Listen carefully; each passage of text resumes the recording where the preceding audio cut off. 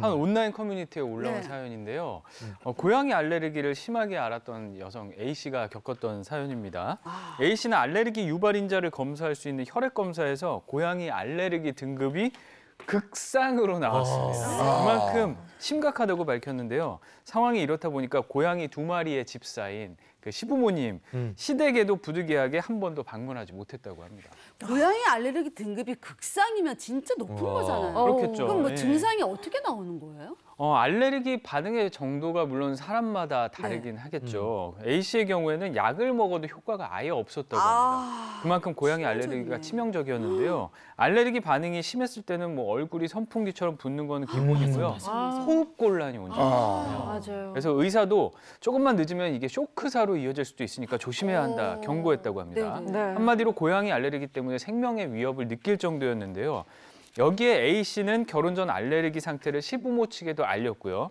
식당에서 식사하는 식으로 뭐 절충안을 좀 나름대로 찾았습니다. 근데 문제는 결혼식 이후에 시댁에서 태도를 바꾸고 A씨의 시댁 방문을 요구하면서 생기기 시작합니다. 근데 결혼하기 전에 이 알레르기에 대해서 분명히 설명을 얘기를 했을 했잖아요. 텐데. 근데 왜 결혼하고 나서 이렇게 시댁이 태도를 바꾼 거예요?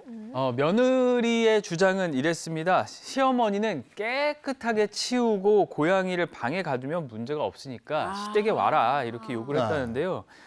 며느리가 알레르기 때문에 시댁 한 번 안 오는 게 말이 되냐.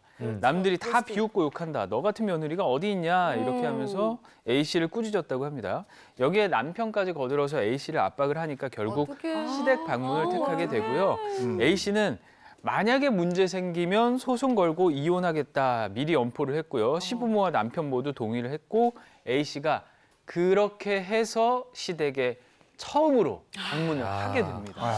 그렇게 이혼까지 선포를 하고 시댁에 방문했는데 며느리 A에게 무슨 일이 생긴 거죠? 생겼죠. 바로 생겼죠. 아무 일 없을 거라고 했던 시어머니의 말과 달리 며느리 A씨가 시댁에 방문한 지 30분 만에 응급실에 실려가게 됩니다. 역시나 고양이 알레르기 반응으로 인한 쇼크 증상이었고요. 이 소식은 곧바로 A씨의 부모님께 알려지고 결국 집안 싸움으로까지 번지게 됩니다. A씨는 아빠가 변호사를 고용해서 남편에게 이혼 소송을 걸었고 또 시부모에겐 별도의 형사소송까지 걸었다고 밝혔는데요. 변호사 측에선 이게 고의를 기반으로 한 살인미수까지 적용을 해보자 이렇게 조언을 했다고 했고 또 남편과 시댁도 살인미수로 안 되면 상해로 소송을 걸겠다고 했습니다. 딸이 응급실까지 실려가는 걸 보고 친정 부모들은 정말 화가 난 거고. 그래서 시댁에서는 이제 사과를 했어요. 어떻게 됐어요? 파문이 워낙 커지다 보니까 결국 사과를 했습니다.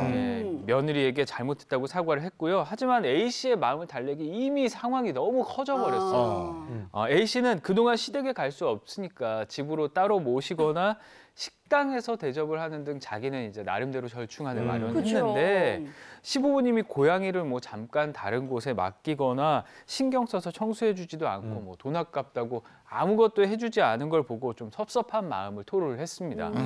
끝으로 남편 측 식구들에게 모두 범죄 기록이 남게 할 것이라면서 소송에 대한 의견을 더 굳게 밝혔습니다. 네, 며느리에게 시댁 방문을 강요했던 그 시댁 식구들에게 살인 미수죄를 적용하겠다라고 A씨가 밝혔거든요.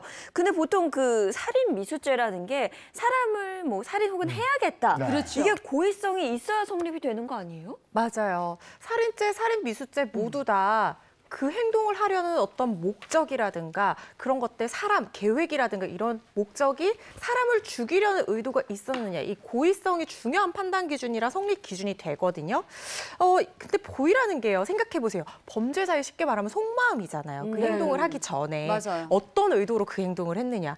이걸 입증하는 데는 굉장히 쉽지가 않아요. 예를 들어서 뭐 건물에 불을 질러서 사람을 죽였는데 나는 사람을 죽이려고 불을 지른 게 아니에요 라고 얘기를 한다거나 사람을 때려서 사망하게 만들었는데 죽게 만들려고 때린 게 아니다. 뭐 이렇게 얘기할 수 있거든요. 그래서 이게 모든 범죄에서 이 주관적인 내심의 의사인 고의를 입증한다는 게 굉장히 쉽지가 않습니다. 그래서 우리 법원에서는요, 미필적 고의라는 것도 인정을 하고 있어요. 한 번씩 다 들어보셨죠. 미필적 고의라는 거는 쉽게 말씀드리면 내가 이렇게 하면 상대가 죽을 수도 있을 것 같다. 그런데 그래도 상관없어. 이게 바로 미필적 고의예요. 그러니까 자기의 행위가 어떤 결과를 가져올지 인식하고 예견했는데도 불구하고 그 행위에 나아가는 것. 그래서 이런 정황이나 증거들을 종합해서 판단해 봤을 때 고의성을 인정할 수 있다. 이게 바로 이제 미필적 고의라는 거죠.